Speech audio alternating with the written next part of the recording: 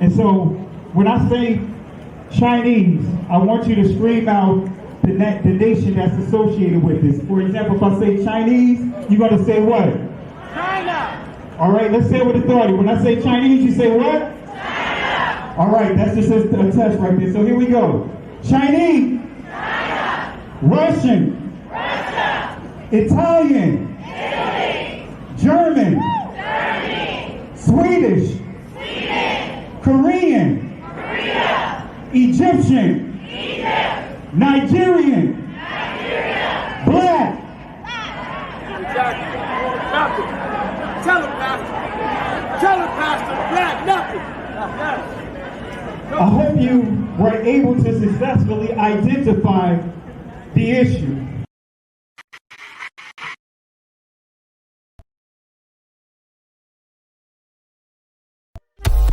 The lion won't sleep tonight,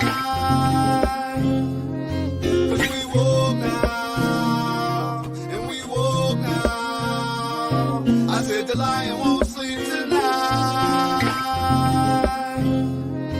'cause we woke now, and we woke now. They want us to sell our souls to barter profit, like God's property. It's hard to market, so we steady to aim, keep your eyes on target. 'Cause when you got to drive, yeah, they'd rather you park it. But I don't valet, you ain't getting these keys. I'm keeping closed hands, I'm on bended knee. I'm just a reflection, dealing with 8 sections. Art mixed with life, you can feel the convection. Your lion won't sleep tonight, 'cause we woke now, and we woke now. I said the lion won't sleep tonight, 'cause we woke now, and we woke now. I said The same people that have stripped us of our identity and labeled us as a color have told us what it means to be black. The white man is enacting a story all over the world. We left our homes and flooded the world. We smothered culture. We smothered knowledge. We erased history and rewrote it our way. Myself, my grandfather is 100% Ashkenazi Jewish.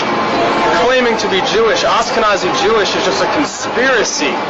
White men claiming to be of tribes of Israel when I'm Germanic. You know, I have no ties to Israel, no ties to Judaism.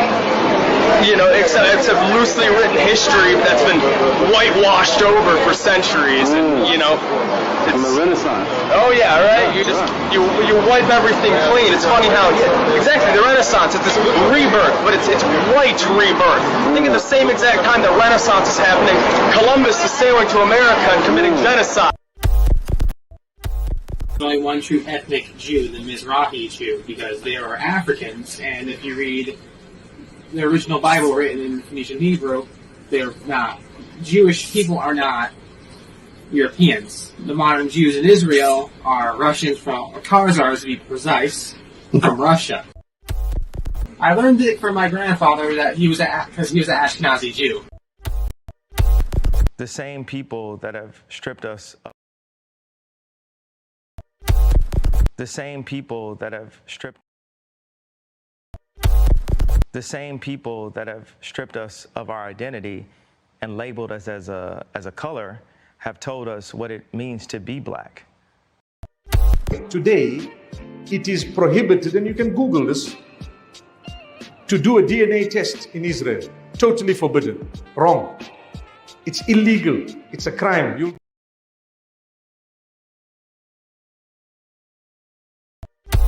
Today, it is prohibited, and you can Google this, to do a DNA test in Israel.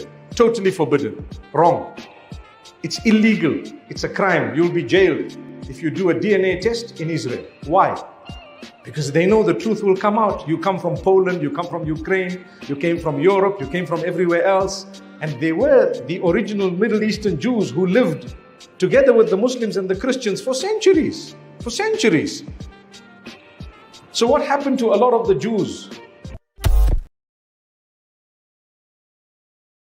You know what you are? You're an ancient Israelite. Ancient Israel, that's who we are. That's who we are. So you can give me time.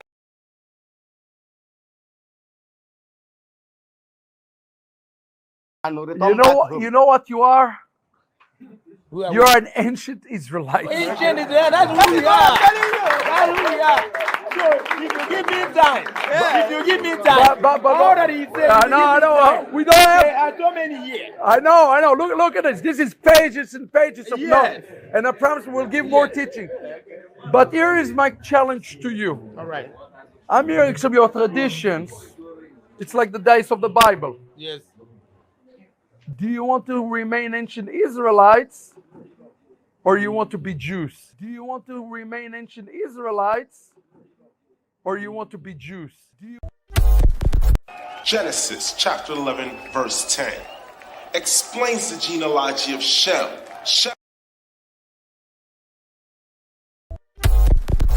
Genesis chapter 11 verse 10 explains the genealogy of Shem. Shem was a black man in Africa. If you repeat this fact, they can't laugh at you. If you repeat this... Genesis chapter 11 verse 10 explains the genealogy of Shem. Shem was a black man in Africa. If you repeat this fact, they can't laugh at you. If you repeat this fact, they can't laugh at you. If you repeat this fact, they can't laugh at you.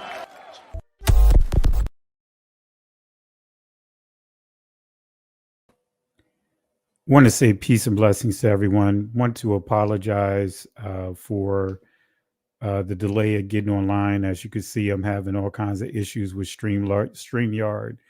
They were making it incredibly too hard for me to even log in. And as you can see, the videos were hosted up on my end. They weren't playing as they were supposed to. So I'm having some issues with it. So my apologies for the delay at getting the StreamYard functioning. Hopefully we don't have continue to experience any technical difficulties with presenting this information. But as always, certain times it seems as if when I'm doing certain presentations is when I start having some extreme technical difficulties. And many cases when that happens, by the morning, I find out there's a strike on the channel. So I want to apologize for the technical issues. I also want to apologize for the glitches and the delay in getting coming on. So as you can see here, the lesson that I'm going to deal with tonight, I'm going to touch on the Khazarian hypothesis. And this presentation was triggered from a debate that I saw last night with Marc Lamont Hill. I'm not sure if you guys are aware of who he is. I know he's been an advocate for the situation over in Palestine. He's been very vocal on the treatment, how the Palestinians are being treated over there. And I know about 5 or 6 years ago, because of him making comments in regards to the Palestinians, the Jewish community as we know them, they really pushed in the anti-Shemitic, they really pushed that. And the end results, he was fired from CNN.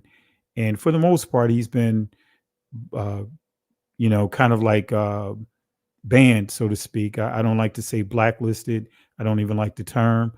If we want to say a different term, we could say whitelisted. But, he's been slowly but surely getting himself back out there in terms of with many of the with some of the different news outlets. But nevertheless, what triggered my me wanting to do this live is because I was really, I was expecting to see a much better discussion than what I saw. I really didn't. It just wasn't there for me. No offense to and no disrespect to Dr. Marc Lamont Hill, but I felt like he was tap dancing when he was engaging this Zionist person here. You guys saw me post a video in regards to him and do a teaching on him stating that the Jews did not kill Jesus and things along that line. But I thought that, Dr. Hill was really tap dancing. And I'm going to play the clip so that way you guys can hear what he said. This is within the first 6 or 7 minutes. This person challenged him to have a discussion with them in regards to Zionism and the situation over that's taking place over there in Israel right now. And I'm going to play a clip. Prayerfully, we don't have any glitches, but I want you guys to really listen to it, and you'll see why I said he was tap dancing. Now, I just really could not get into the overall debate. You're going to hear him basically, to me, it seemed like he was making an assertive effort to be on the same page, versus really addressing things that really need to be addressed. So let me go ahead and, play this here.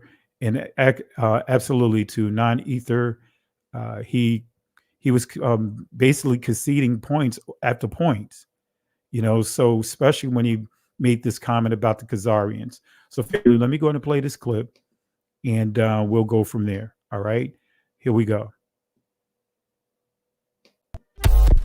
There would be people who would make a disconnection, and I want you to hear me out on this so that I not be misunderstood. There would be people who would say that there is a disconnect between the ancient Jewish populations, that the people who lived in the region before the destruction of the temple, before 70 CE, before the first destruction of the first temple, they would say that those people are not the same people biologically, culturally, ethnically as the people who are making the claim of sovereignty in the land now.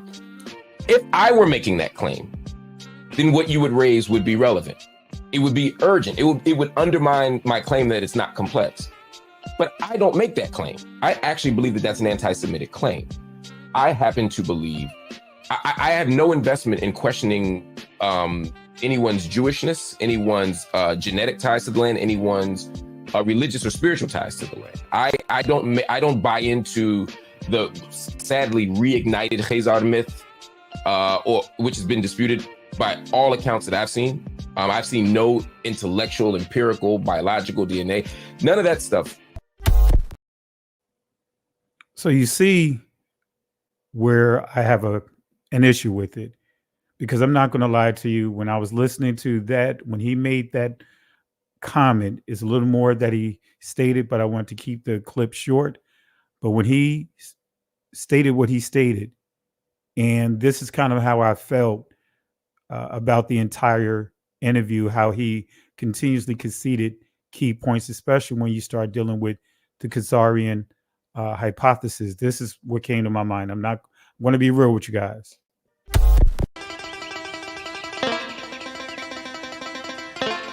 I don't know why we leaving Mouse's house. He been good to us. He feed us on Saturday, clothes us on Sunday, and then beat us on Monday. Or was it Tuesday? I don't know. Jasper, I just want to go out of the house again. Jasper? What? Jasper, don't you want freedom? We going to Promised Land. The Promised Land. Promised Land? So what do you think, guys? Did it seem like he was tap dancing? I mean, really tap dancing. I'm going to play it one more time just so you guys can hear it again. It just, like I said, it just really didn't sit well with me. I mean, just the way that he came right out the gate conceding, and just really tap dancing. I'll play it one more time. You guys post your thoughts inside the comment section, and we'll get into it. Here we go. There would be people who would make a disconnection, and I want you to hear me out on this so that I not be misunderstood. There would be people who would say that there is a disconnect between the ancient Jewish populations, that the people who lived in the region before the destruction of the temple, before 70 CE, before the first destruction of the first temple, they would say that those people are not the same people biologically, culturally, ethnically as the people who are making the claim of sovereignty in the land now. If I were making that claim, then what you would raise would be relevant. It would be urgent. It would undermine my claim that it's not complex. But I don't make that claim. I actually believe that that's an anti-Semitic claim. I happen to believe, I have no investment in questioning anyone's Jewishness, anyone's genetic ties to the land, anyone's religious or spiritual ties to the land. I don't buy into the sadly reignited Khazar myth, or which has been disputed by all accounts that I've seen. I've seen no intellectual, empirical, biological DNA, none of that stuff.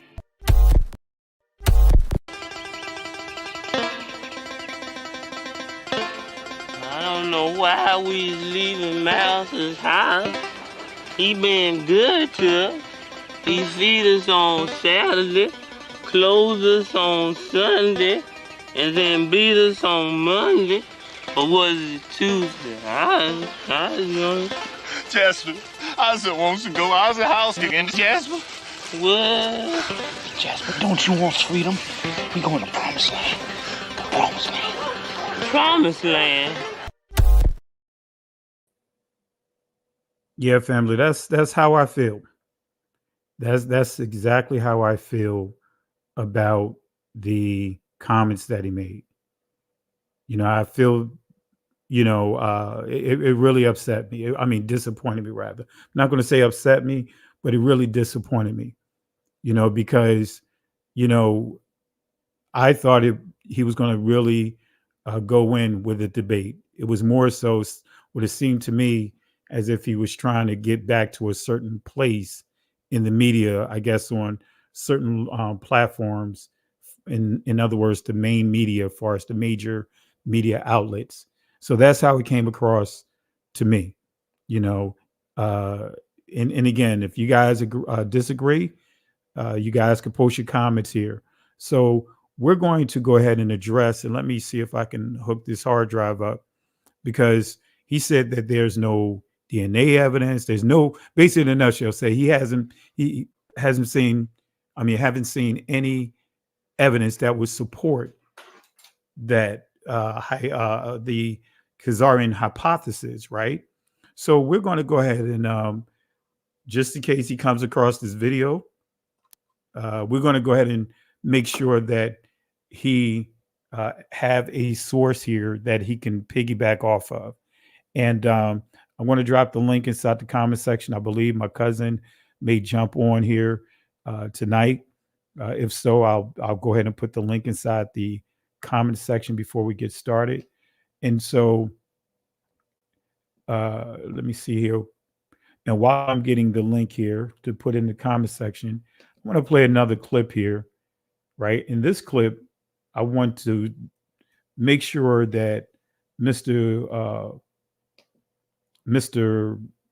Hill, Professor Hill, I want him to listen to and and really address some of the things that are inside these couple of clips. Let me play this one clip. Actually, I'm gonna play two clips, and then we're going to go ahead and get into it. Here we go. Let's play a couple of clips since it seemed like my StreamYard is behaving much better. So, a little over 1,000 years ago, as Jewish people scattered around the world had now emigrated in Europe and now were living in the Rhineland in Germany, they looked at the name Gomer in Genesis 10, and they connected Gomer with Germany, so they took on the identity of the name Ashkenaz. It has nothing to do with Ashkenaz in the Bible, which is a descendant of Japhet. It's just a name that was taken. Okay, it's that simple. Just like my last name Brown doesn't refer to the color of my skin or anything else. It was shortened from a Russian name when my grandfather came over at Ellis Island. The name got shortened to Brown. It's just a name. That's all it is. So the idea that Ashkenazi Jews are descended from Japhet is a myth, 100% false. Stranger danger! Stranger danger! Stranger danger!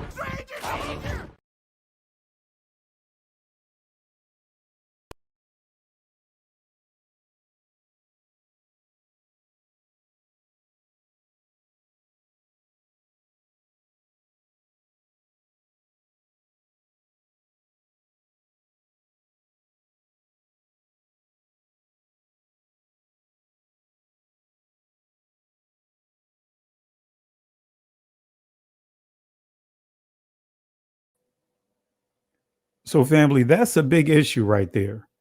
And I have plenty of others. You guys said you didn't hear it. All right, no sound. Okay, see, uh, I can see what's going on here. I'm gonna play it one more time. If it plays, then we'll go from there. If not, that's some questionable things that are happening on YouTube as well as the StreamYard because I heard it on my end, so I'm not sure if what's going on with this with StreamYard. Actually, I know what's going on. I'm gonna play it one more time, then I'll bring my bring Benaiah Israel in. Let me know if you guys can hear this because I heard it on my end. So this lets me know if you guys cannot hear it, then it definitely points to the muting for us YouTube and StreamYard muting out the video. Here we go. I was told welcome home because I'm Jewish. Every single person who's Jewish that steps off the plane, especially for their first time in Israel, is told welcome home. Let's just sit with that for a second. This right here, this is my actual ancestry. I am 88% Ashkenazi Jewish, and none of my ancestors are from the Middle East. All right, so did you guys hear that? Okay, all right. All right. So uh, I would say moderators before we get into it. You have the trolls coming in. When you have certain when you deal with certain topics, people will come in and do all kinds of trolling to try to be a distraction to the overall discussion. So I went on the block, saw a couple of comments there. One particular, I'm not going to mention the troll name, but I went on and blocked that person. And I want to say this, family, you have trolls out there that are paid to troll our channels. And I remember I was doing a live last year, and trolls posted that they were paid to do what they do on this channel and other channels. So don't be surprised. Moderators don't even tolerate it. Kick them out. All right, just kick them out. So I want to say peace and blessings. I want to say shout outs to my cousin here, Benaiah Israel. You got the floor. What do you think, Benaiah? With the did you get a chance to hear the clip of Marc Lamont Hill? Yeah, I caught some of that. Or is my audio okay, Pastor Kelly? Because yes, I can hear you. Okay, good. But yeah, I caught it, and you kind of wonder if it is intentional ignorance. You know what I mean? Like did he really take the time to look into it? Or is he like a paid? Was he paid off? I just don't know, because I mean this day and age, because it's like there's so much information out there that to be able to make that comment like that, I mean it just shows just extreme ignorance on his part. Yeah. Well, I believe it was deliberate because he's met with the people in Dimona. He had interviews with the people at Dimona. He's been on Sinetta TV a number of times, and I believe that's some of the influence on it. I believe he's more into that conscious community rhetoric, dialogue, or whatever they believe over there, because he's been on there, and I've heard a couple of interviews of him over there. But I believe it's intentional, because when you watch the entire interview, I mean, when I say he was tap dancing, I got to put a clip together showing someone tap dancing, right? But he was tap dancing. It was like what you saw in that probably about a minute and 20-second clip. He was conceding the whole way. It was like he was making a point to say that they were on the same page, that they are in agreement, that they are saying the same thing. Yeah, now that you mention it, I do remember him interviewing the people in Dimona, and I think that's when they had some members of their community being expelled because they didn't have. I mean, for whatever reason, they were trying to expel the brothers and sisters of Dimona out of Israel, out of the land of Israel, and he was the one that was interviewing. So to your point, Pastor Kelly, is like for him to now turn around and start singing a different tune doesn't make a whole lot of sense. Yeah, yeah, and like I said, it was definitely tap dancing, and that's why I was like, when I listened to it, because it came up and I saw it, it was like, okay, I was like, all right, he's having a debate. I'm like, okay, with the Zionists, I'm like, okay, this is going to be, let me get my popcorn. Actually, those I'm fasting, so it wouldn't have been popcorn. But but I was like, let me go ahead and let me peep this out. I think it's going to be a great discussion. Let's see if he goes in. And man, it was just the whole time it was tap dancing. It was, tap dancing all around it. I think he could have, did a remake of what's that, Harlem Nights or some of the other movies, with Gregory Hines and all of those guys dancing and all that. He could have definitely, taken a role in that, and it was just very disappointing. Very disappointing.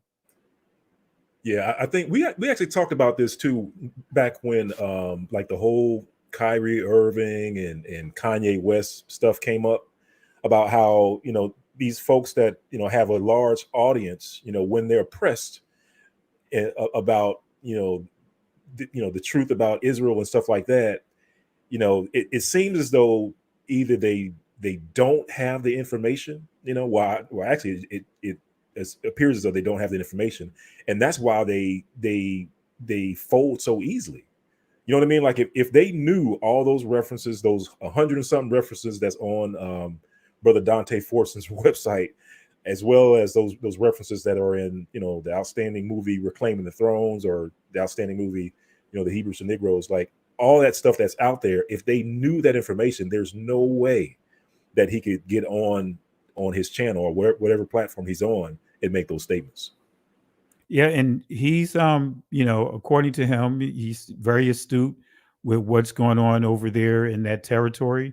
I know that on Sinetta TV, he even got asked questions about Hebrew Israelites, and it was just all over the place. So I'm, at the same time, I shouldn't be surprised because of even how he was addressing Hebrew Israelites. I mean, he wasn't being disrespectful, but it was like it was kind of like that conscious community approach to it. But like I said, seeing him with the people of Dimona, I definitely wasn't expecting him to take a very generic, approach and trying not to offend the person that came in, because the guy that came in full blast. He was ready to go in, but he was making an assertive effort to, I guess, make sure that he didn't offend this guy while they were going through their discussion. It really wasn't a debate. Yeah, family. Whenever those type of discussions come up, family, the easy button is to show them the picture of the Lakesh relief with the little nappy-headed black Israelites. That's all you got to do. Just take them, say, oh, okay. So you think you're the people? Then how come you don't look like this person? Now, this is literally the tribe of Judah in like 700 BC. Like, so how come you don't look like that? And you can start from there and walk them back. Yeah. It was, like I said, because it was terrible, man. I was like, you got to be kidding me, man. I was like, you got to be kidding me.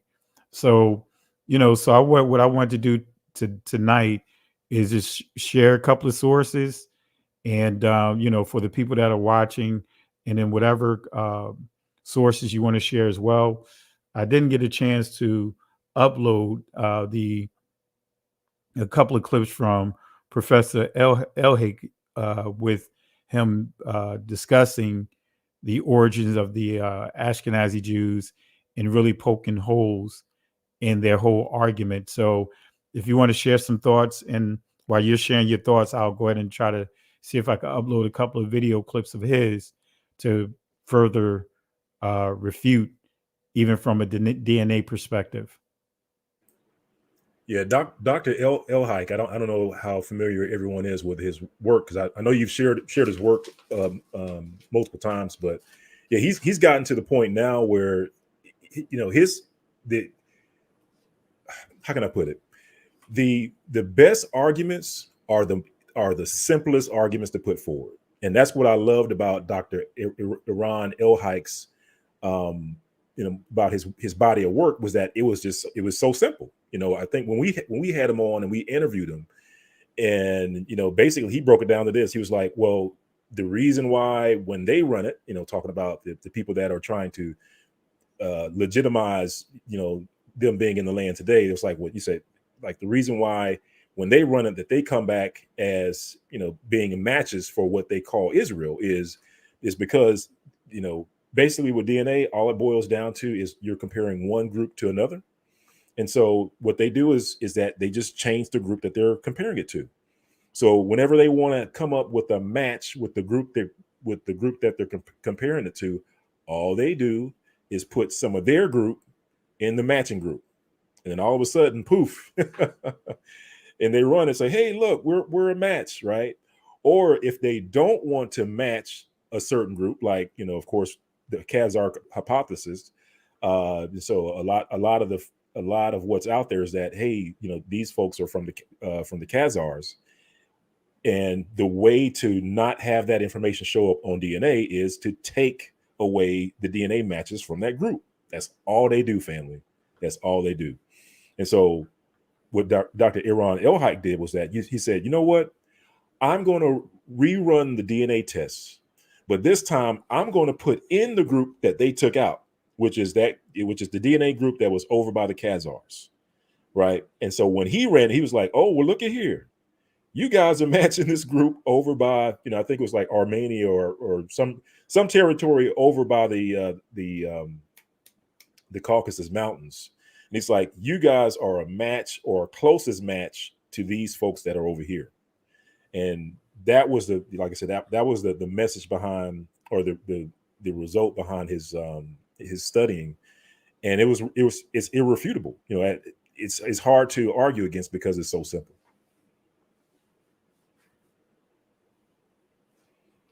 And no, go ahead, Benay. Go ahead, continue. Oh no,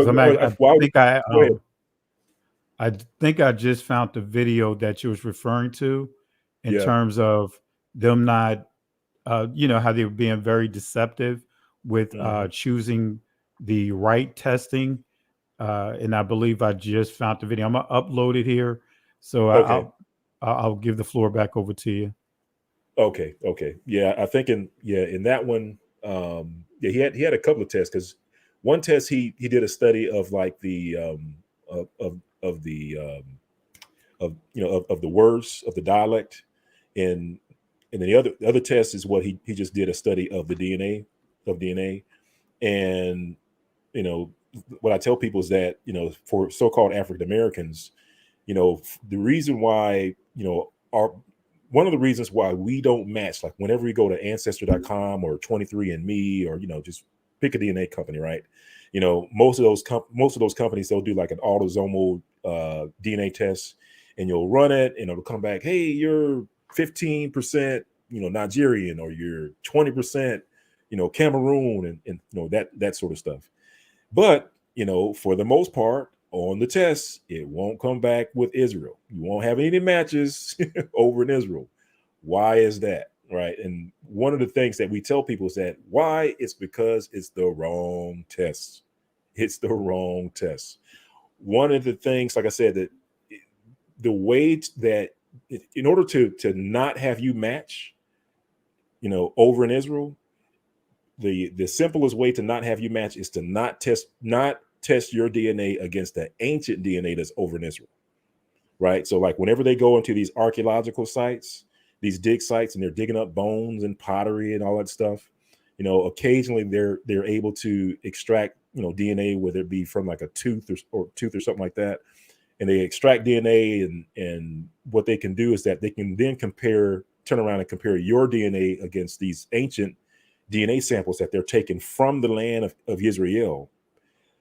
what they're not doing is comparing your DNA to that DNA, right? Because even to this day, this is one of the things that Dr. Iran Elkhaik mentioned, and that is like in the territory of Judah, or because in over in Israel, it was separated between the northern kingdom and the southern kingdom, right? And what you'll notice is that the DNA samples in the southern kingdom, they don't release it. And then by proxy, when they don't release it, then you're not able to test your DNA against that DNA.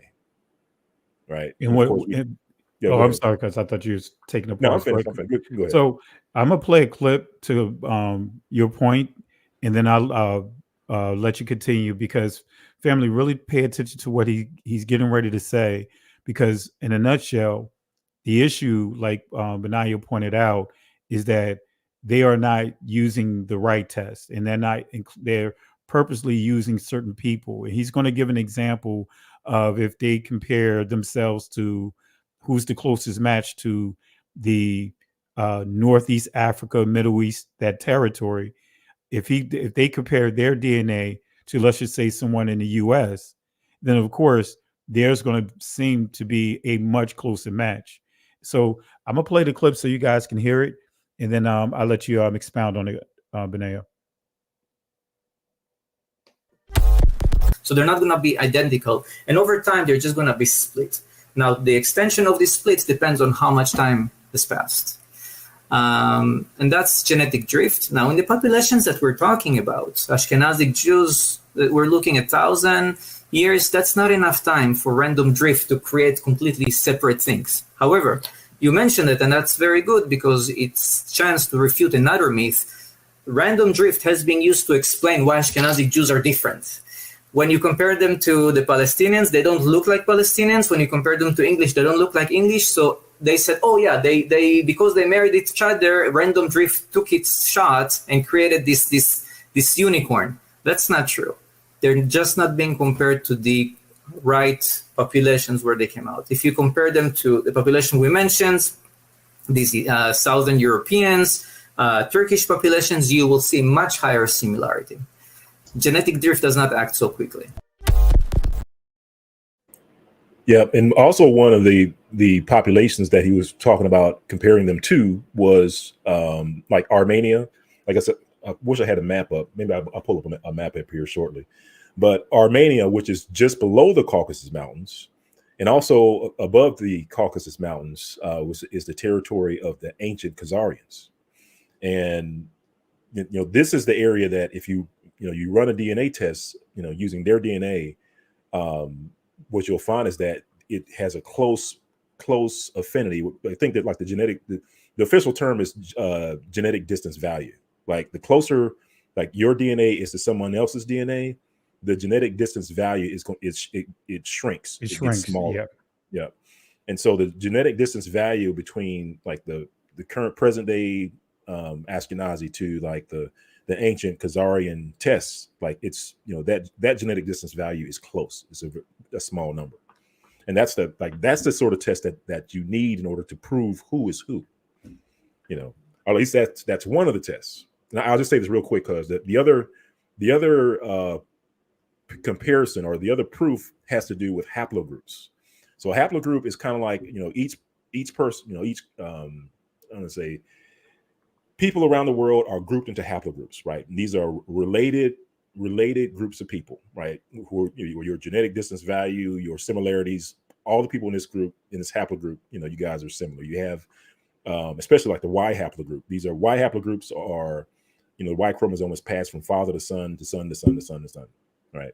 So on the Y side, on the Y haplogroups, what they found was that when they took a look at the Ashkenazi founder groups, like these are the groups that actually, no, Pastor Kelly, you have the articles on this, like the scientific articles on this, but the founder groups, like these are the groups that actually gave birth to the present day Ashkenazis. I think it consisted of roughly 300 individuals. I forgot the date. What was like around the middle, like the middle 9th ages? century. 9th century. Yeah. Yeah. And then that group, they basically broke it down into two groups. So they said that, one part of the group, we can trace this back to like Iran and, Iraq, that territory over there. And then the other group, they said that they could trace it back to, in the paperwork, it said, East Russia. But basically, when you looked it up, it was like over in the territory of the Khazars, over in the territory of the Caucasus Mountains. And not only that, what we did was that we then took a look at the actual haplogroups. So you can actually, if you dig down into those scientific reports, they'll actually show you like the ancient DNA that they took from various skeletons, and they were able to identify the haplogroup that particular skeleton or individual was a member of, and the haplogroup was like R1b1a, right? And R1b1a, that haplogroup scientifically comes from the Caucasus Mountains. So that's why I say there's multiple proofs that are out there that actually shows where Ashkenazis are from. One is the origin of the R1b1a haplogroup, and that is scientifically irrefutable. They know where it is. It's understood. Not a whole lot of folks are going to argue about that, right? And then the other proof has to do with the genetic distance value, like which group are they closest matched to, and that's the group over in Armenia, Georgia, and the Caucasus Mountains. So those two proofs. And keep in mind, family, because genetic distances, as Benaya pointed out, when they put together these different modes of testing, none of that included our people. None of that included any dark melanated people. None of the people that's original to the area. They purposely targeted groups like the Italians, the Romanians, the Turks, but they purposely kept us, so to speak, out of that testing. So as Benaya pointed out, genetic distances, what that prove is that they're converts, because it proves that no group from different geographical locations have anything in common except a religion. So genetic distances actually prove that the entire group is, they're converts, because you're not going to have the genetic distances to be so great. And then the other was the random drift that, as you heard Professor Elhike pointed out, when he said that there's not enough time for that formula to kick into play. Well, that random drift, that is saying that if you take a group of people, let's just say group A, and they went to another territory, right? They, let's just say that they mingle with a different group or whatever the case may be. But dealing with that Y mutation, what he's saying is that in order for that formula to take effect, you need, especially when you study it, you need 4,000 years. That's why he said there's not nearly enough time for a random drift, for a random, let's just say, E haplogroup or haplotype to randomly occur and then become fixed. It's a 4,000 year process minimum. And that's why he said there's not enough time. So here's another clip, right? This is where he's dealing with the Khazarians. But here's another clip. And then what we'll do is, I'm not sure if you had a chance to get that map, Benaya. And while if you need time to get that map, I'll show an article with Professor Elhike literally knocking down and giving the evidence that supports the Khazarian hypothesis. So I'm going to go ahead and play this clip here, and I hope that Professor Lamont Hill is watching. But here it is. When you see Ashkenazic Jews sharing high similarity to Romanians and Hungarians, this is because both of these populations were offshoots of the Khazars. They were both founded by these members of the Caucasus who ruled this area of north of the Black Sea, where we have South Russia nowadays, between the 7th and 13th centuries. Very powerful empire. They converted to Judaism in the 8th century, and they sent offshoots to Eastern Europe. And we still some Ashkenazi Jews are mapped to this region of Ukraine. They're not all mapped to Ashkenaz. Most of them are, but some of them are mapped to Ukraine, and we can see very nicely some kind of migration route using GPS. So we just used the words of an Ashkenazi Jewish geneticist who literally shook up the entire genetic world with him presenting this to the public. 40 years of in the works, but he presented this to the public, John Hopkins. And the great thing about it is, Benaiah and myself, we had the privilege to have a discussion with him. So what you hear is we actually having a discussion with him, and he's literally explaining this to us. Right. So just want to make sure you guys are clear with that. This is not something that we just got off of someone else's channel. The entire interview is on Benaiah's channel. Benaiah Israel is the name of the channel. And we'll put the link. We'll see if we can put the link to the full interview, and you can hear him in its entirety with the questions that he and I asked just to make sure we got clarity. And real quick, let me give a couple of shout outs. Let's see here.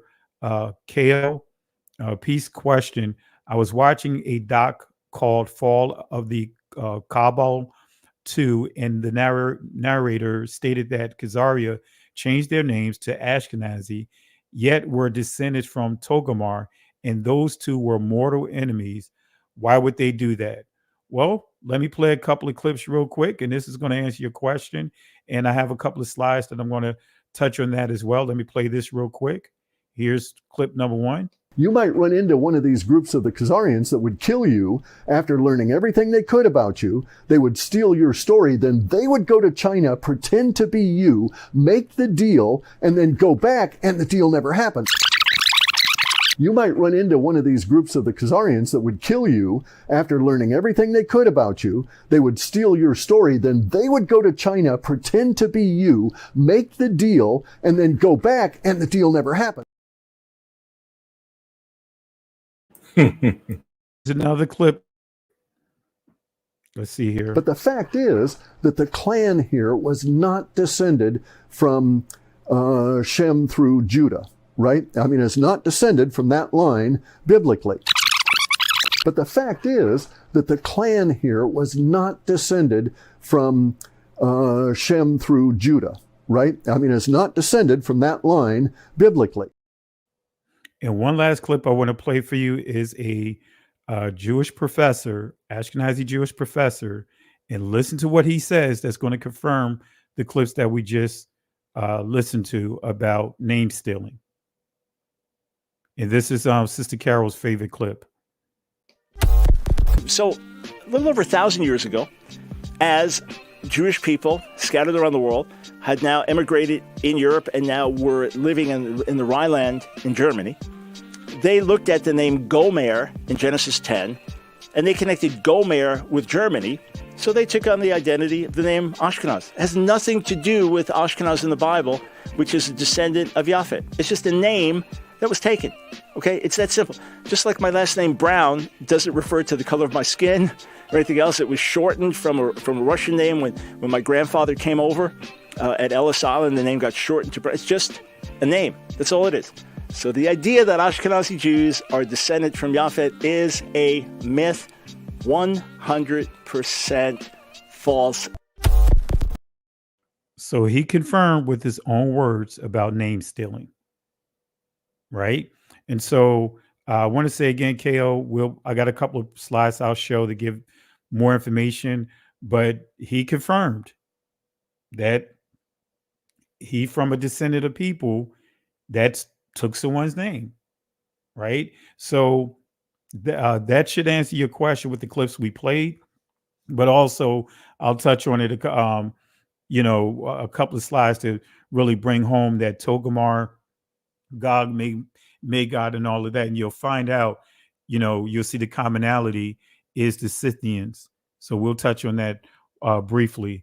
Also, I want to give a shout out to Apostle Lewis. Want to say shout outs to Apostle Lewis. If you're not subscribed to his channel, subscribe to his channel. Doing great work in this awakening. And likewise with my cousin here, Benaiah. I'm still trying to come upstairs to his basement. But if you're not subscribed to his channel, I encourage you guys subscribe to his channel. But shout outs to you, Apostle Curtis. Really appreciate you and all that you do. All right. So what are your thoughts, Benaiah, with I know you probably, I heard you chuckle the clip that I played about the name, what is it? Name stealers. Yeah, I mean, it's funny because I guess in his mind, it makes sense that they would just all of a sudden just assume a name. You know what I mean? Like, yeah, we went over to Germany, and all of a sudden we just started calling ourselves this, and it's fun. I guess also the reason why it's funny is because like the history of the Khazars, like, so there's people will agree that they existed, right? They will agree where they were, like just above the Caucasus Mountains. And actually, Pastor Kelly, do you mind if I try to show it on the map just so that people can see where the territory of the Khazars is? Yeah. Let me see if I can. Let me see if this works. Yep, I see it. All right, family. So hopefully you can see my mouse here. So I'm going to zoom out just so that you can get an idea of where we're looking at, right? But the territory that we're talking about is right here. Like, so right where you can see the Black Sea on the left, the Caspian Sea is on the right, and in this strip of land that's in between the two is the Caucasus Mountains, right? A lot of stuff in history, family, happened right here in the Caucasus Mountains. A lot of stuff. And case in point, all the stuff with Ukraine. Guess where Ukraine is? Just up here off to the left, right? You'll see Ukraine right here, right off the Caucasus Mountains. Like when you hear about people with blue eyes, right? They'll tell you that blue eyes originated right over in this area. They'll tell you that the Neanderthals, they're able to take samples of Neanderthals from all over this region, all over ancient Europe. But the one sample that has made it into the human genome, the one Neanderthal sample that most people of European descent are closest to is the Neanderthal sample taken from around the Khazars. I'm sorry, around the around from the Khazar, the territory of the Khazars. Yep. But from the territory of the Caucasus Mountains. Like, a lot of stuff happened in this area, family. And then you talk about the territory of the Khazars. Like, the territory of the Khazars is right here, just above the Caucasus Mountains. And actually, as you can imagine, it fluctuated over time, based off of who conquered who, who migrated into what, that sort of thing. But for the most part, it's like this area right up here, it's like all that territory of the Khazars. And this is where I was saying, like, it really shouldn't be an argument as to where people come from, because the science has gotten so simple that it's almost impossible to argue against. Like, for instance, like, let's take Dr. Brown, for example. He says, well, there's no way that we could be, from the Khazars. It's a farce, right? That's what he'll say. But here's the thing, family. When you look at the Y haplogroup of the Ashkenazi Jews, right, of the founder group of the Ashkenazi Jews, is like R1B1, right? R1B1A. I'm just kind of going off the top of my head. So if you take that haplogroup and then you look at the ancient samples of the Khazars, over in this area, at one point in time it was called the Khazaria, One point in time, it was referred to as the Saracens. I'm not messing up that name. Or at one point in time, it was referred to the territory of the Yamnaya. But guess what, family? When they took those old bones out the dirt in this area, and they extracted the DNA of the Yamnaya or the Saracens, guess whose DNA haplogroup it matched? The ancient Ashkenazi founder group, right? So that's why I say it's a easy argument at this point to win. Like, hey, their DNA matches this ancient DNA that was found in here, right? So anyway, but yeah, it's just funny, Pastor Kelly, how he first of all, he presents this odd argument of, hey, we just all of a sudden just assume this name. And by the way, I just want to throw this one thing in there too, Pastor Kelly, and that is the history of the Khazarians. Like that's understood. Like, they were here, they have an idea of when they were there, and then the mystery is this, family. Get this. The mystery is, at some point in time in the 9th century, they left. Like, the historians know this. The historians will write that they left, and most people will attribute it to, I mean, if you guys have heard of the Huns, like Attila the Huns, right? Well, you have the Huns coming from the left, from the right-hand side into this area, and basically historians will say that they pushed the Khazarians out of this territory, and that the Khazarians fled to the west. And this was like around in the 9th century. And so their history of the Khazars just poof, they just disappear around the 9th century.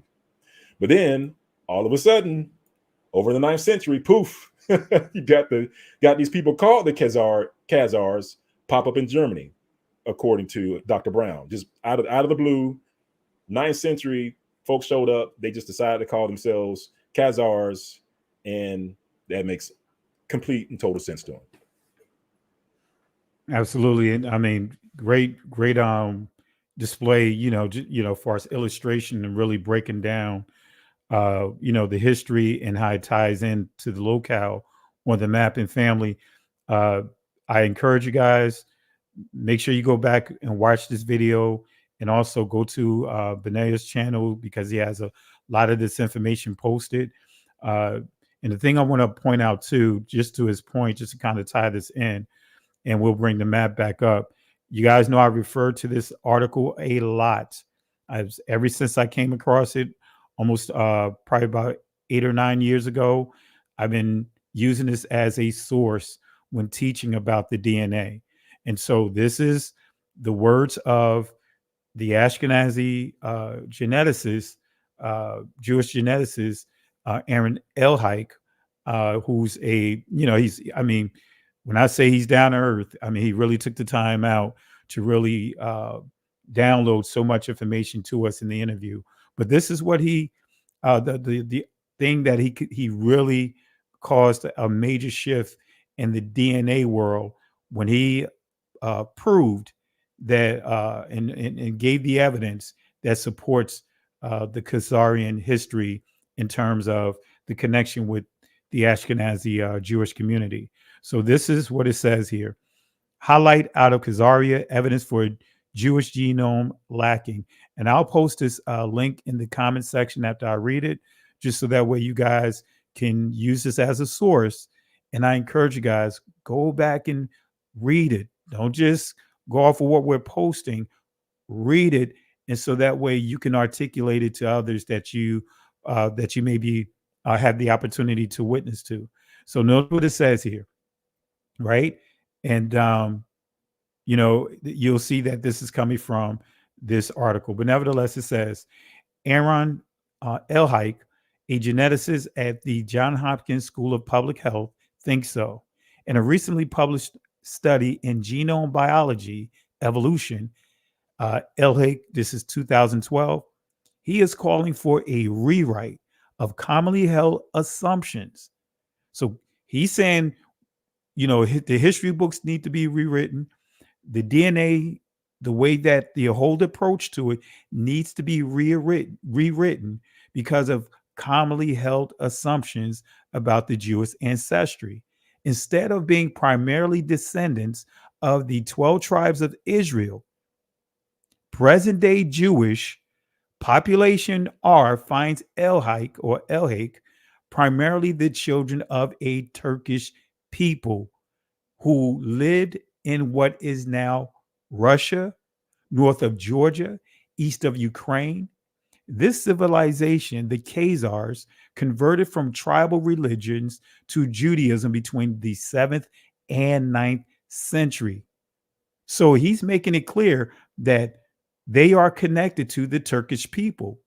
So this is basically telling you, when you start understanding the Arabic, or the Arab rather, invasion, the Ottoman invasion in that territory, this is saying that they are connected to those people. All right. But he didn't stop there. He goes on to say the controversy cut into El-Haik's work runs deep, far past the lab bench. Among some circles, his conclusions are bound to be unpopular because there were a number of attacks on his works.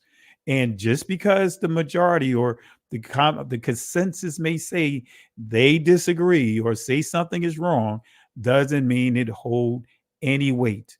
Because at one time, the majority of the educators were saying that our people were animals, right? So, that holds no weight. But he threw a major monkey wrench in a lot of the different, the other geneticists that was running with the Rhineland hypothesis. And I'll let you explain that in a second here, because if you want to explain that hypothesis.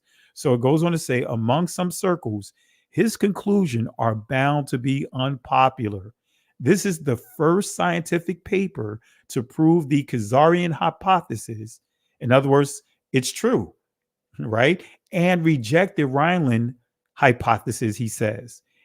And with it, about 40 years of research, although his findings will not be welcome in all circles, El-Haik's interest is more medical than political. In other words, he was driven by the medical disorders that are plaguing that community, that's at a much higher level than other communities. But he goes on to say, all I want is to help my colleagues who are studying genetic disorders, he says. I hope this work will open up a new era in genetic studies where populations stratification will be used more. But then he goes on to say this is the key. Previous studies had, for example, combined the question of similarity among and between Jewish populations and the question of ancestry and relatedness to non-Jewish populations. El-Haik viewed these questions separately. Jewish communities are less homogeneous than is popularly thought, he says, with Jewish communities along the former Khazarian border showing the most heterogeneity, excuse me if I'm butchering the name. His second question centered on ancestry. When comparing Jewish communities to their non-Jewish neighbors, in other words, the Caucasus or Levant. And when you see Levant, family, that's just a glorified term by saying Northeast Africa, because many would throw that around the Levant. We know what territory they're referring to. But it says, when comparing Jewish communities to their non-Jewish neighbors, the Caucasus or Levant, in other words, the Middle East, Northeast Africa populations, which is the closest, he said, which is the closest to the Jews? So he's asking the question, which is the closest in terms of relation to the Ashkenazi Jews? He says here, all Eurasian Jews, Jewish communities are closer to Caucasus, in other words, Caucasians, population, he writes, with Central European Jews closer to Italian non-Jews as the exception. Here's the kicker, not one of the 8 evaluated Jewish populations were closer to Levant populations. In other words, were closer to the Northeast African populations. He dropped the mic right here. So he's saying out of all, he said none of these communities are related to any of the communities in Northeast Africa. Everything points to that map that Benea pointed out, that Caucasus Mountain, that Khazarian region. They have no relationship with the Northeast African territory. All right. So one last point, not a single Negro, and I want to reiterate this, not a single Negro or African group was included in any of their testing. They were very selective of the Eurasian people groups they chose in an attempt to manipulate their expected output. You have the floor, cuz. No, I mean that's it. Like you said, that was a mic drop for Dr. Aaron Elhike.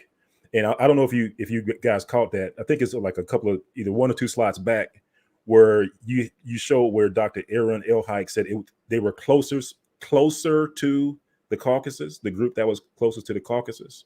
And that goes back to what we were talking about, like that genetic distance value, where we were saying like the closer you're related, like the smaller that genetic distance value would be.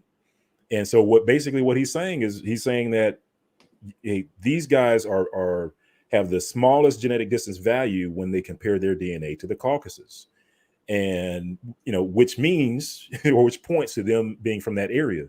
And by the way, the territory of the Caucasus is the territory of Japhet, right? Because you got Ham, Shem, and Japhet, right? So the territory of Japhet is the territory of the Caucasus. So basically what Dr. Aaron Elhike is saying, without saying it, and I actually kind of brought it up when we had our interview, because I brought up the Table of Nations map, that you can find in like the Zondervan Bible Atlas, and some other atlases too will show you like the Table of Nations. And basically it's based off of Genesis, in Genesis where it talked about, kind of broke down, the Table of Nations and whatnot. Well, there's some books out there that actually give you a map, and they'll show you like where certain people are, like, where Ham is, where Japhet is, where Shem is. And in this map, it shows you that, the ancient biblical Khazaria is in the territory of Azerbaijan or the territory of Armenia. Like they're right in that area, right? So that is the territory of the Khazars. That is the territory of Japhet. I'm sorry. That's the territory of Japhet is what I meant to say. So that's it. That's it, family. Like I said, basically what he's saying without saying it is that the Ashkenaz are Japhet. Like that's the byproduct of them being from the Khazars, is that they are of Japhet. And then the byproduct of making that statement or coming to that revelation is that the claim of anti-Semitism does not apply. But I know that's a totally different conversation. But just want to put that out there. When you say it's like dominoes, like if this is true, then it means that's true. Then it means this true. Then it means that's true. So if the match between the ancient Ashkenazi founder DNA comes from the territory of the Khazars, which we know it does based off of the haplogroup that it's a part of, then what that means is that that group is also of Japhet, right? Because that's biblical Japhet, which is that territory.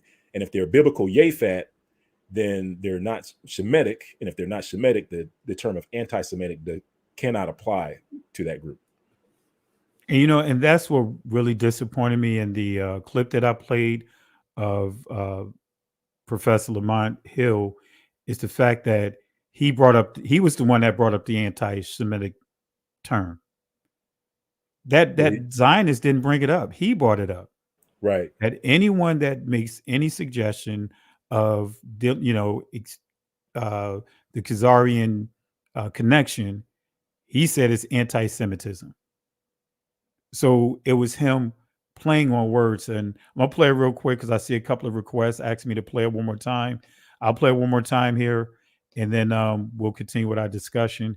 And I do want to highlight a couple of things so you can see how the connection the Khazars are to modern Russia and some of the other groups that are mentioned in the scriptures when we're dealing with Gog, Magog, Togomar, with the question that was asked. And we'll also have Benaiah show some additional maps here. So let me show that clip again for those that are joining late. I want you to hear this tap dancing here. So here we go. There would be people who would make a disconnection, and I want you to hear me out on this so that I not be misunderstood. There would be people who would say that there is a disconnect between the ancient Jewish populations, that the people who lived in the region before the destruction of the temple, before 70 CE, before the first destruction of the first temple, they would say that those people are not the same people biologically, culturally, ethnically as the people who are making the claim of sovereignty in the land now. If I were making that claim, then what you would raise would be relevant. It would be urgent. It would undermine my claim that it's not complex. But I don't make that claim. I actually believe that that's an anti-Semitic claim. I happen to believe, I have no investment in questioning anyone's Jewishness, anyone's genetic ties to the land, anyone's religious or spiritual ties to the land. I don't buy into the sadly reignited Khazar myth, or which has been disputed by all accounts that I've seen. I've seen no intellectual, empirical, biological DNA, none of that stuff.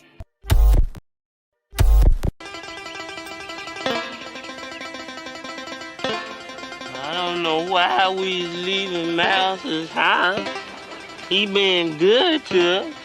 He feed us on Saturday, clothe us on Sunday, and then beat us on Monday.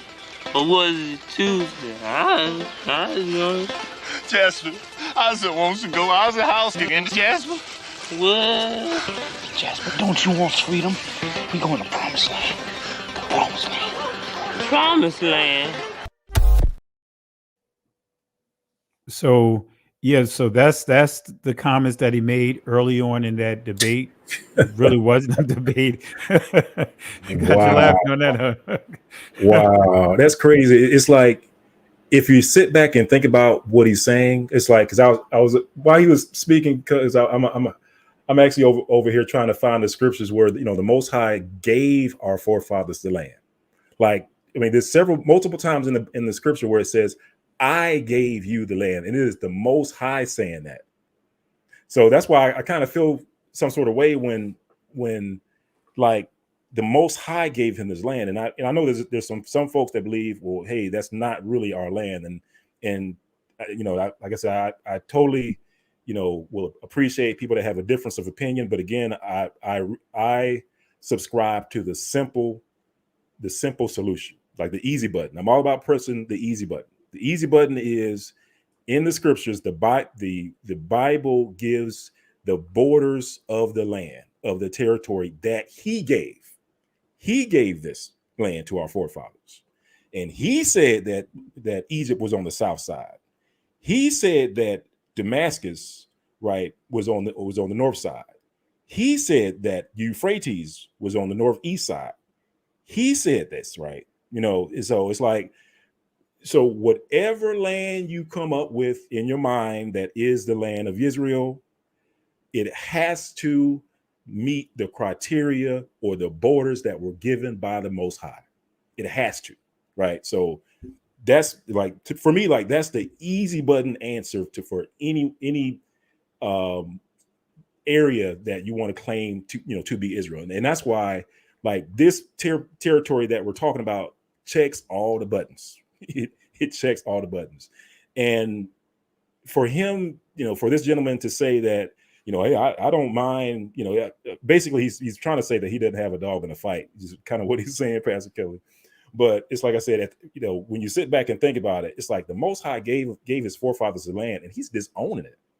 And it's like I came to this realization a while back, because when we were trying to share this truth, and you run into some folks that don't want to believe that they're Israel, that don't want to believe the that we are a scattered people living in the land of our captivity and all this other stuff. They don't want to believe that they actually have a literal inheritance that somebody stole from them, that's living in that land today, right? Living in their swinging in their swing, right? Living in their house. Like, they don't want to believe that. I'm like, okay, well, if you don't want your land, let me have it. You know what I'm saying? Like, it's like, while they're living in this small house over here in the land of our captivity, maybe you have an acre, maybe you have a half an acre, maybe you have 2-3 acres, but over in the land that the Most High gave you, the Most High gave you this land, man, you got land from hill to hill that you're not paying taxes on, right? I mean, you're paying some tithes on that, but you're paying that to the Most High, right? But you're not paying that to Rome. And this is your land that's been handed down from forever. And you're gonna throw that away? Man, come on, cuz. I just say, let me have it. I'll take it. Absolutely. And I posted one of the scriptures inside the chat, Joshua 21:43. And Yahweh gave unto Israel all the land which he sware to give unto their fathers, and they possessed it and dwelt therein. Is that one of the ones you? Yeah, the Most High gave it. The Most High gave it. And there's some additional scriptures. And I'll pull it up because I actually have it in the slide. But it's like the Most High, it's almost like, Pastor Kelly, it's like he made it impossible for someone to pull a switcheroo down the road. Like, you know what I'm saying? It's like somebody stole something from you and then they try to give you a counterfeit back. You know what I'm saying? Like if you had your bicycle stolen, it's like, okay, you called me. I'm gonna give you your bicycle back. And then here he comes with this little tricycle. Yeah. It's like, no, that's not my bike. That's somebody else's bike, right? So, it's like the Most High kind of put that stuff in stone, and it's like, it's hard for any area to check all the boxes that the Most High put in Torah, and to I mean, just once you use that as your compass, you will always come back to that same territory, always. Absolutely. And because why you gonna pull up your presentation? Yeah, I'll pull it up. Yeah, pull it up. And while you're doing that, getting that, I'm gonna highlight a couple of names here for the people. The question that was asked about Gog, Magog, and all of that. So, family, I'm gonna show you while Benea is pulling up his PowerPoint. I'm going to show you how the Khazarians, the Ashkenazis, and the Scythians, they are all the same people. You'll see the commonality of all these people, as far as the Khazars or Khazarians. You'll see them with the Scythians. You'll see them scattered throughout the descendants of Japheth. Now, notice what you see here. This is Magog. It says region of Gog, the second son of Japheth. And they give some scripture reference here.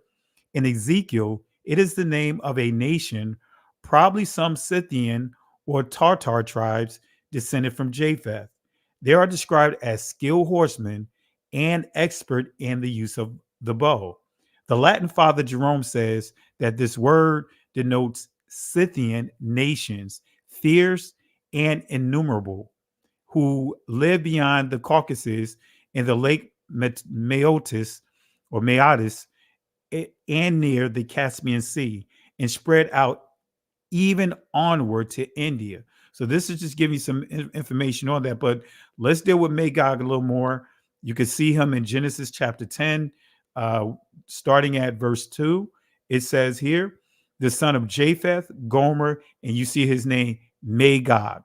All right. So according to the Eastern Bible Dictionary, 1894, Magog is also connected to the Scythians, right? And who are the Scythians? Glad you guys asked, right? This is coming from the Britannica online encyclopedia. It says Scythian, also called Scyth, Saka, or Sake, member of a nomadic people originally of Iranian stock, known from as early as the 9th century BCE, who migrated westward from Central Asia to southern Russia and Ukraine. Right? That's still tying into what the information we brought forth thus far right? Dealing with the Khazars, because I'm going to tie all of this together here real quick. In the 8th century, in the 8th and 7th centuries BCE, the Scythians founded a rich, powerful empire centered on what is now Crimea. All right. So who are the Scythians, right? Let's deal with the Scythians. We dealt with Magog. We saw the Scythians. Now let's see who the Scythians are. All right. This is a DNA article here. It says that's giving you more information about it. It says an analysis of 393 Ashkenazic Iranian mountain Jews, over 600 non-Jewish genomes demonstrated by the Greeks, Romans, Iranians, Turks exhibits the highest genetic similarity with Ashkenazi Jews. The geographic population structure analysis localized most Ashkenazi Jews along major primeval, if I'm butchering that word, trade routes in northeastern Turkey adjacent to primeval villages with names that may be derived from Ashkenaz. Iranian and mountain Jews were localized along trade routes on the Turkey's eastern border. Loss of maternal haplogroups was evident in non-Yiddish speaking Ashkenazi Jews. Our results suggest that Ashkenazi Jews originated from a Slavo-Iranian confederation, which the Jews called Ashkenazic. But notice in parentheses, it says, an example, Scythians. Right? It goes on to say, right? This is comparable with linguistic evidence suggests that Yiddish is a Slavic language created by Irano-Turco-Slavic Jewish people. All right.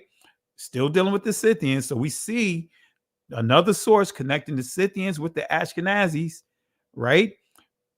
This is coming from the Anchor Bible Dictionary, Volume 1, definition of Ashkenaz. See, they'll try to, when I say they, that community over there, that Israel over there, those Israelis, they'll try to tell you that the Ashkenazi or Scythians completely disappeared, right, off the face of the earth. Notice this here, Ashkenaz, first descendant of Gomer, who is the offspring of Japheth in the Table of Nations. And they give passages here, but it goes on to say in Jeremiah 51, verse 27, Ashkenaz appears along with Ararat and many as a kingdom called upon to oppose Babylon. All right. It goes on to say the name is identified with the Neo-Assyrian Ishkuza. And then it gives you some different names here, but it goes on to say who appeared between the Black and Caspian Seas in the 8th and 7th centuries BC. Now, Benay, you showed the map of that, giving the people a illustration of that. But it goes on to say, and I want to get down to here, it says for Herodotus. So this is a ancient Greek historian from, I believe, like the 2nd century BCE, Greek historian giving an account of the Scythians. It says for Herodotus, these people came to be called Scythians. The correspondence of the consonants, and this is given to you the different pronunciations. Ashkenaz is Ishkuzu, and Scythian is obvious, and is getting into the phonology when we start getting into all of that, the linguist studies of it, but I'm not going to get into all of that. But I want to skip down to here. It says, although cultural association reached back into the 3rd and 2nd millennium BC, present archaeological evidence for a distinctive Scythian culture begins in the 7th century BC. All right, let's skip down here. It says possible portrayal of Scythians appear on the 9th century reliefs of Adnursh. I'm not even going to butcher the name, but it gives us some additional information or where the name appears. But it goes on to say, but the first Neo-Assyrian mention of the Ishkuzu occurs during the time of Sargon II in the 8th century BC. So you see that as you see the connection of the Scythians, we see in other communities actually have documentation of the Scythians. And it goes on to say the Scythians were able to push south to dominate Asia and Media in the later part of the 7th century. And it goes on to say, a Scythian raid against Egypt was stopped by Psammetichus, and Herodotus gives information on that. But it goes on to say, for the later history of the Scythians and the question of their identification with the enemies from the north mentioned in the first part of Jeremiah. And it tells us again to see the Scythians. All right. So one of the key things that it tells us about these Scythians and these Khazars, it says outside of the Hebrew Bible, we'll know that outside the Hebrew Bible, their reputation for savagery, because that's one of the terms that are just thrown around to anyone that opposed that community, that they're savages. They, those are barbaric, those are some of the things you hear. But notice this here. Well, actually, I'm not going to get into the details of here. This is just some articles showing how the very people that have enslaved us, they were using our skin for their shoes, for their belts, for their, jackets, you name it. And they justified it, saying that our skin was the best leather of any animal, right? So I'm not going to get into this for the sake of time, because I want Benaiah to show what he shared here, but I'll drop this link inside the comment section so you guys can see this. All right. So why is this historical barbaric fact important to know? Again, it's very important to know, because Nat Turner, when you study about Nat Turner, man, they made him into from tar. They took oil. They made some of his skin into leather. They also cannibalized parts of them, ate some of them, you name it. I mean, they really brutalized them. And as some ancient ancestors during that time as well. Why is this historical barbaric fact important to know? Here's some additional proof. And I'll drop this link once Benaiah start going to his PowerPoint. But this is giving you some information about leather from our skin, the skin of our ancestors. So that's why I always say that there's something special about you, Judah. They know how special we are, and have done any and everything that they can possibly do to exploit us for personal gain. All right. Let me just get to one other point here. This is still giving more information on that. But according to the Anchor Bible Dictionary, the Scythians are the descendants of Ashkenaz. Now you see how this come all the way back full circle. We went from Gog and Magog to the Scythians. Now we're going to the Ashkenaz, right? Showing that they are connected to Ashkenaz. So let's go to here and give some more information about the Scythians. It says here, biblical scholars sometimes associate the Scythians with Ashkenaz and with the bringers of destruction in the prophecies of Jeremiah. It goes on to say, outside the Hebrew Bible, their reputation for savagery is alluded to in 2 Maccabees. I'm not going to put all the scripture here, but it goes on to give you more information here. It says the Scythians, called Ashguze by the Assyrians, apparently first appeared in written history in the annals of Asarhaddon. Excuse me if I butchered the name, but it goes on to say, and seemed to be centered at that time and what is today northwest Iran. According to Herodotus, the Scythians ruled over all the Near East for 28 years, entering into the area from the north. Traditionally, this period is ruled and assigned to the 6th century BC. The Scythians continue to be mentioned in texts of the Babylonians, the Persians, the Greeks, the allies, and enemies through the 4th century BC. So I'm just giving you more information here, showing you the connection of the Scythians, the Ashkenaz. All of those are connected to the same people. So the Scythians occupied what's called modern day Russia and Ukraine, right? And we could go into the Khazars. I'll just read this real quick and I'll turn it over to you guys. So the Jewish community, as we know them, falls under two main groups: Sephardic Jews and the Ashkenazi Jews, according to them. But I want to just go into the Ashkenazi Jews. Let me fast forward here. Let's see here. Notice this here. It says a people of Turkish origin whose life and history are interwoven with the very beginning of the history of the Jews of Russia. The kingdom of the Khazars was firmly established in most of South Russia long before the foundation of the Russia monarchy by the Varangian. I'm not going to butcher it. Jews have lived on these shores of the Black and Caspian Seas since the first centuries of the Common Era. Historical evidence points to the region of Ural as the home of the Khazars. Among the classical writers of the Middle Ages, they were known as Khazars, Khazirs, Akadzirs, and Akatirs. And in the Russian Chronicles, so this is just giving you some additional information. Just a little, I know I could go geek mode, so this is just giving you more information about Meshech, Tubal, but still tied into Russia, still tied it into the Khazarians, still tied it into the Scythians, and just to the point that we're bringing out today. So I'm just fast forwarding here so I can turn it back over to you.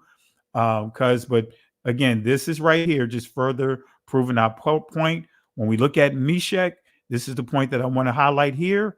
And now this will be the last thing I point out.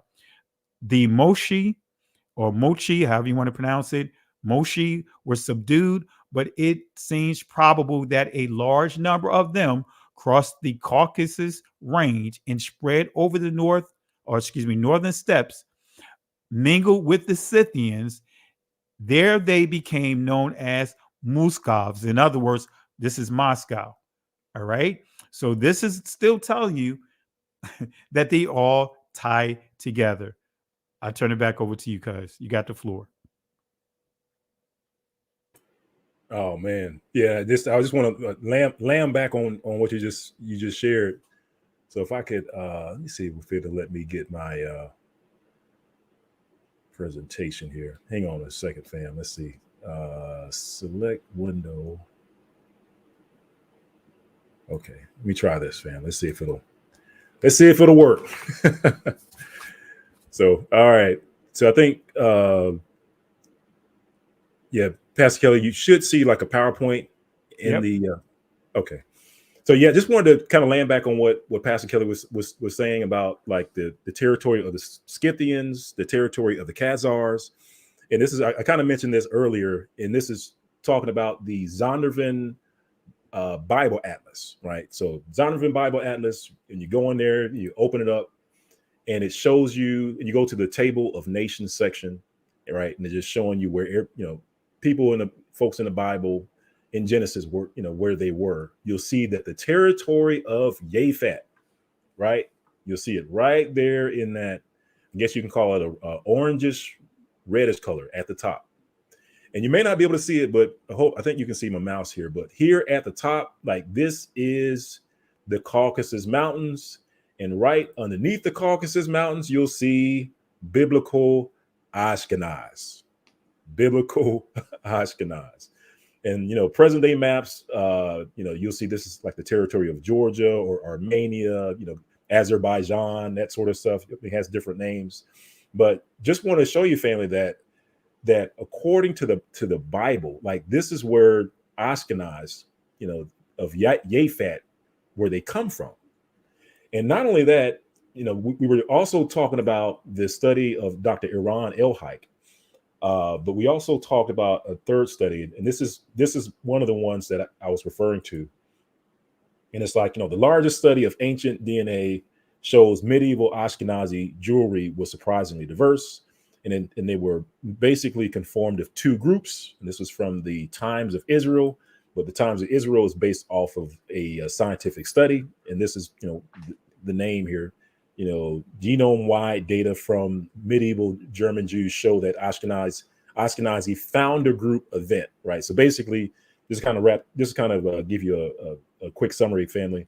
The founder group of all Ashkenazis, they boiled it down into two groups. Right. And one of those groups traces back to the territory of the Khazars. How do we know it traces back to the territory of the Khazars? Because when you dig into this study, and this is these are the two groups. Or it says I have it highlighted where it says Eastern European and it says Russian. Like this is one of the two groups that's the founder group, and they're calling it Russians in this study. But like I was saying, family, in this study, you can actually, if you dig down, you'll actually be able to see the actual samples that they extracted from these ancient bones and skeletons and teeth. And so what they were able to do, they extracted the DNA, and they were able to identify the haplogroup of this founder group that all Ashkenazis come from. And as you can see, I went ahead and highlighted it. You can see R1, B1, A1, B, and you can see B1, whatever.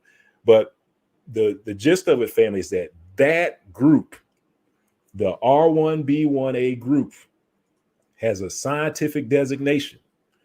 And based off of that designation, we know where it comes from. And let me see if I can have a conversion. Thought on one of these maps, I actually captured a conversion of it. Let's see here. May not be on this one. But that R1, B1 family, we can trace that back to the other designation of it is, and like I said, I know it's hard to see on this map because I have it highlighted in yellow, but you'll see where it says R1B and it says -M269. -M269 is that designation of this group that we were just looking at. M269. That's the way that they kind of throw folks off, family, is that they keep switching between names in titles, and they'll have multiple names for the same group. So that R1, B1, A1, whatever, that is actually M269. All right, so M269, and guess what? Where it's located? I don't know. I know there's a lot of colors going on in this map, but this is the origin of the founder group of all Ashkenazi. You have four individuals highlighted in this scientific study, and these individuals that I have highlighted are from the territory of biblical Ashkenaz at the foot of the Caucasus Mountains. Like that's why I say, family, like this is the easy button. Like, I mean, this is just like this is the dominoes falling. As far as like what the truth of who who people are. And again, this is just another map, Europedia map of R1B migration. And you'll, like I said, again, I know it's hard to see, but you'll see M269. M269 is in the territory of the Khazars. So there's scientific consistency, fam, of where that group originated from. And then the last thing, family, that I'll bring to your attention. I know we talked a little bit about the person that Pastor Kelly was sharing the video, how he was saying, like, I don't identify with that. I haven't seen any information that points us back, basically to him being the people. And so we know that he wasn't looking too hard. But and the point that I made, family, was that, like, man, he's throwing away his inheritance. Like, part of the blessing, family, is a promise to be returned to your land. I mean, that's the promise. You're going to be returned to the land that he had given to your forefathers. And and that's the hope. But before we get there, you have to know where. Eventually, I think everyone in the world will know where our land is. But I just wanted to bring out this point, family, and that is, like, the point that I make. Like I said, I always gravitate towards the easy button, and the easy button for the land is whatever the Most High said are the borders of the land. Like, wherever you say that land, if you say that land is over in South America, then you have to have these borders. If you say this land is in South Africa, then it has to have these borders. If you say this land is in, what folks will call the Middle East, then it has to have these borders. Why is it important? Because the Most High said it. This is what you see on the screen is Ezekiel chapter 47, verse 13. And it says, Thus says Yah. This shall be the border whereby you shall inherit the land according to the 12 tribes of Israel. Joseph shall have 2 portions. And then he goes through and gives a whole bunch of borders on here, right? And I had highlighted just a few, just because I did that to make a point as to where things are. Because like you'll see Damascus, like verse 16, you'll see Damascus on there. People know where Damascus is today. Like 17, it says, and the border from the sea shall be Hazaron, the border of Damascus, and the north, it says, and the northward, and the border of Hamath. This is the north side.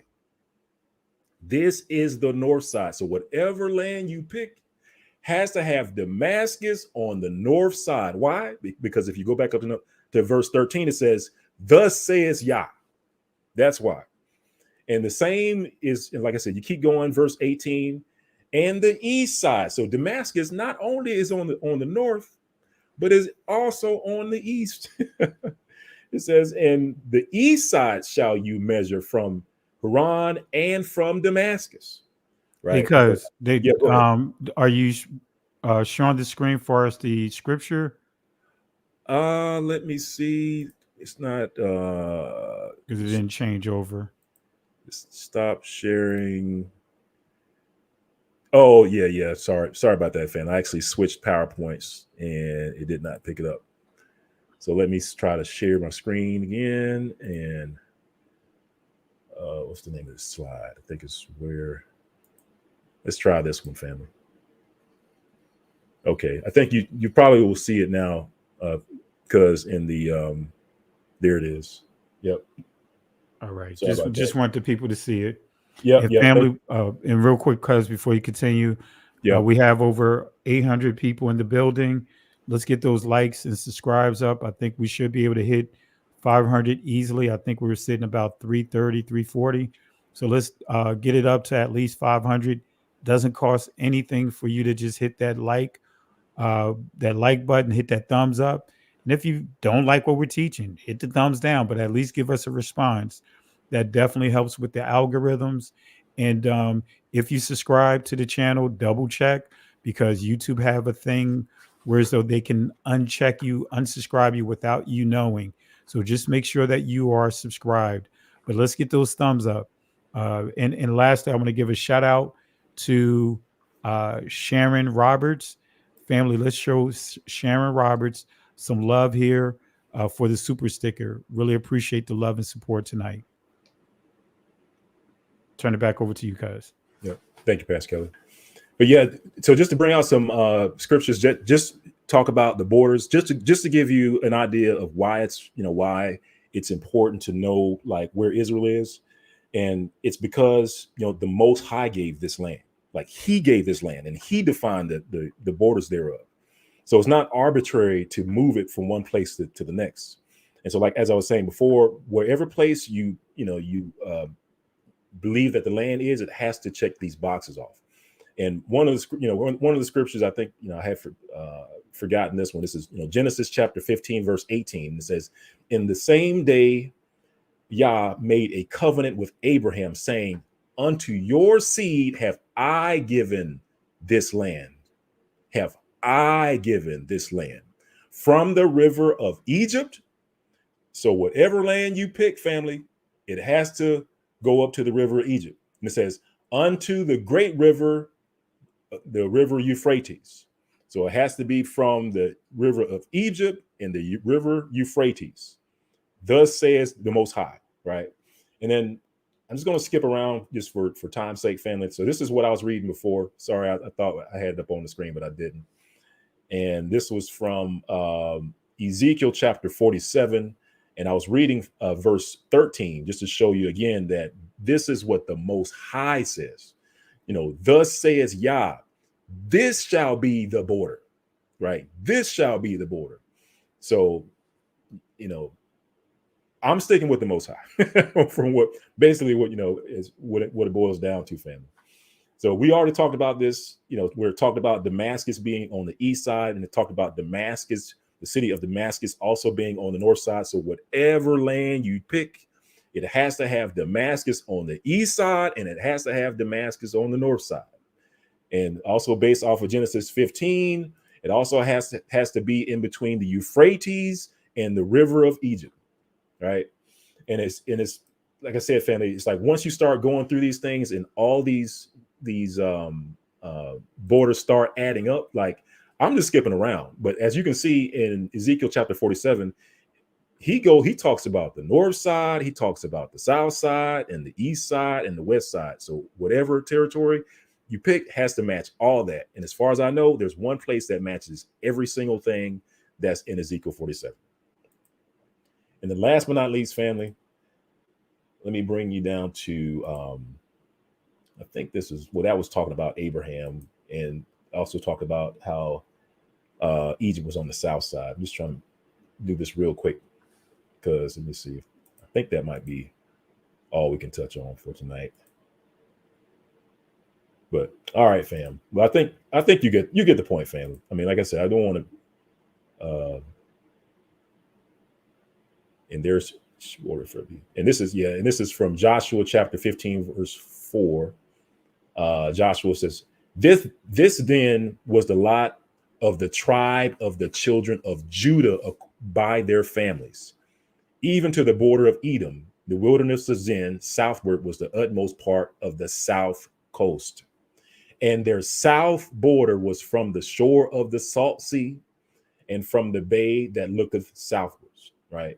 And it went out to the south side and Melachibrim, I know I'm messing up that name, and passeth along to Zin and ascended up to on the south side unto Shabarnia, and passes along Hezron and went up to Adar and fetched a compass to Karka.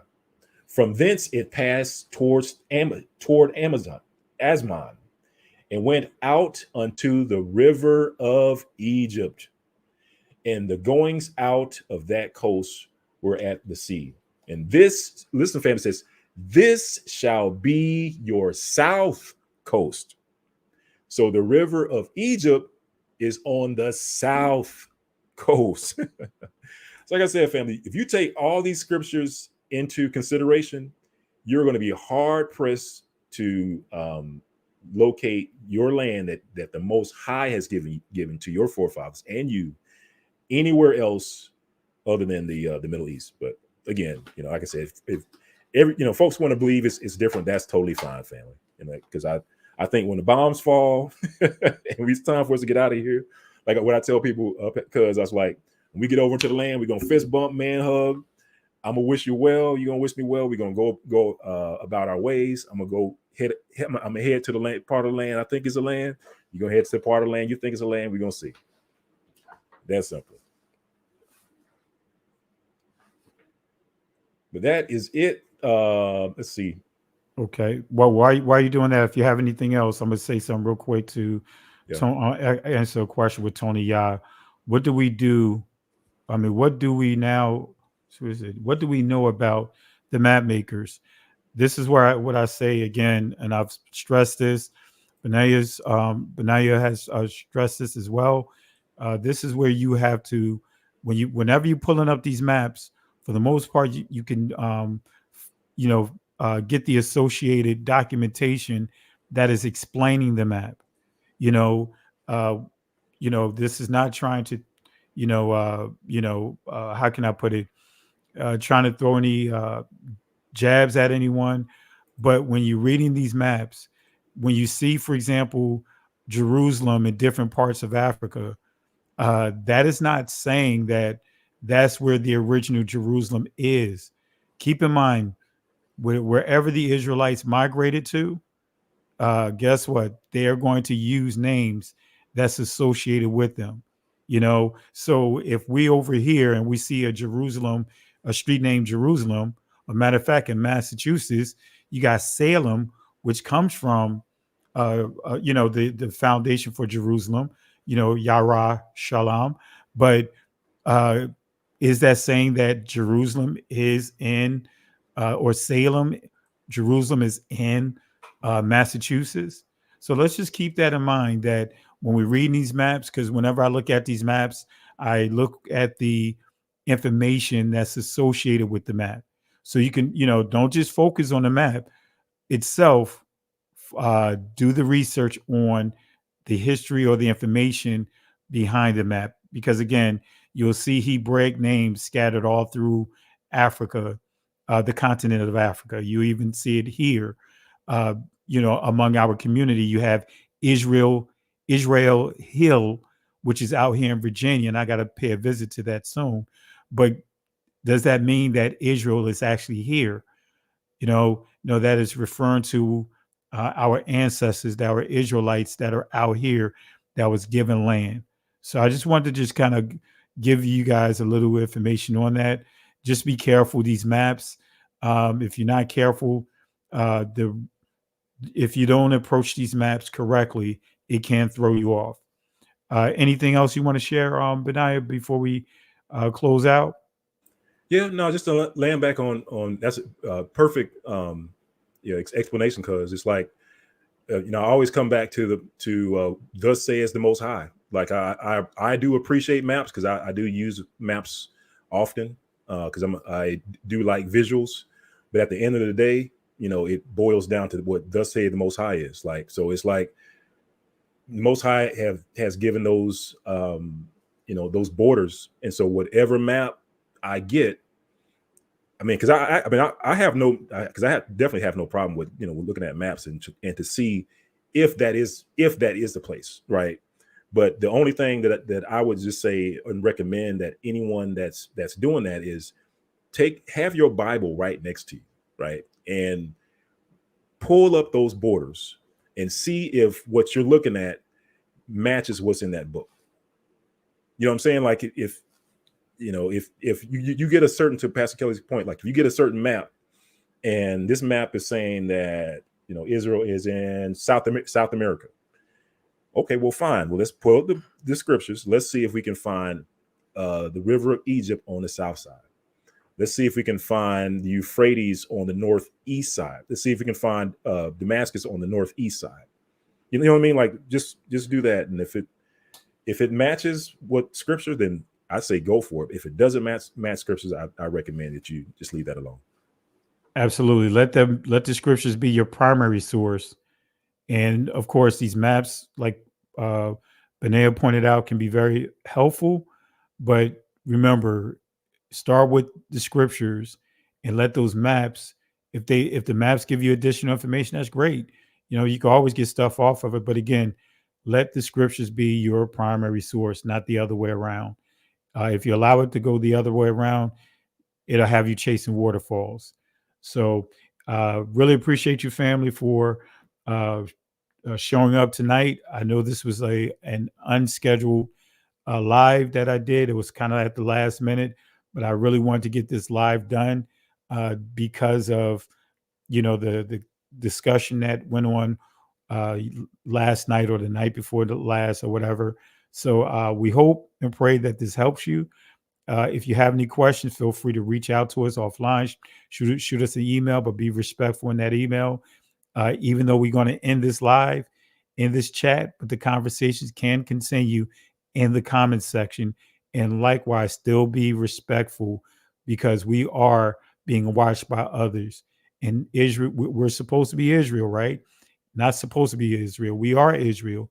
So let's be the light unto the other nations, and let's make sure that we are, we're blameless when it comes to, how people talk or discuss what we're discussing. They're going to talk no matter what, but let's not give them any more to talk about, anything to talk about. So with that being said, Benaiah, do you want to just let the people know about your channel, your social media platforms, and also any upcoming projects that you want to share with them before we wrap up? And of course, the Garbage Can Award. Right. No, well, hey, thanks, Cuz, for having me on. I really appreciate it.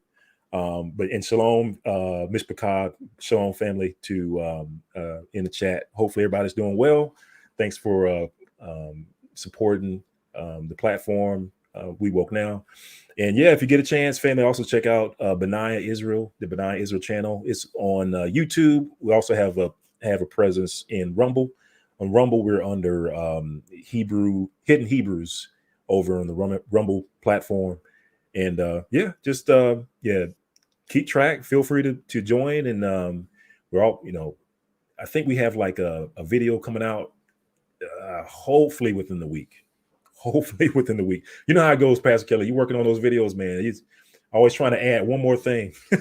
So yeah, man, it seems like it would never get complete, but Most High willing, family, we'll get it done within the next week. So, and I'll release that on the Most High willing on the YouTube, if YouTube's still up, and also on Rumble, Most High willing. Absolutely. And any garbage can awards tonight? Oh yeah, the person that was, I forgot the gentleman's name, but yeah, he up there talking about he hasn't seen nor has heard any any facts that Israelites are black, brown, dark skinned, melanated people. Yeah, we have to actually, let's give him the garbage can award. Dr. Marc Lamont Hill, let's give him the garbage can award.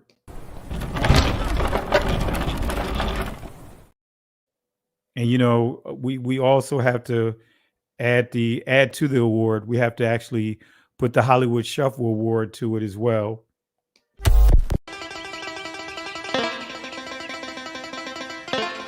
I don't know why we leaving Mouse's house.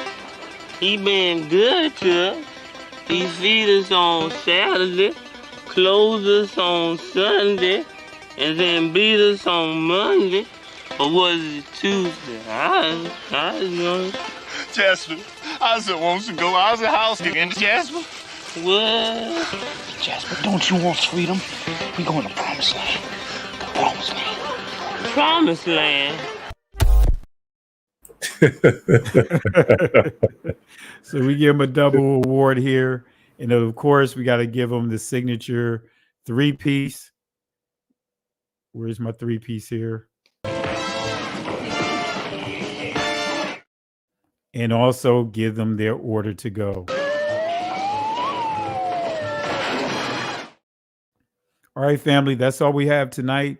In the words of Moses, or actually the Yahweh that he gave to Moses in Exodus chapter 13, verse 13 and 14. He said, "Fear ye not, stand still, see the salvation of Yahweh. These Egyptians that you see here today, they will not have power over you ever again. The Most High will fight for you." But here's the kicker, family. We have to hold our peace. Can't go back, can't stay here. Keep moving forward. Shalom. Listen, Genesis chapter 11, verse 10 explains the genealogy of Shem. Shem was a black man in Africa. If you repeat this back, Genesis 14, verse 13, Abraham steps on the scene. Being a descendant of Shem, which is a fact, means Abraham too was black. Abraham, born in the city of a black man, called Nimrod, grandson of Ham. Ham had 4 sons. One was named Canaan. Here, let me do some explaining. Abraham, Isaac was the... Jacob had 12 sons. For real, and these were the children of Israel. According to Genesis chapter 10, these were the children of Israel. According to Genesis chapter 10.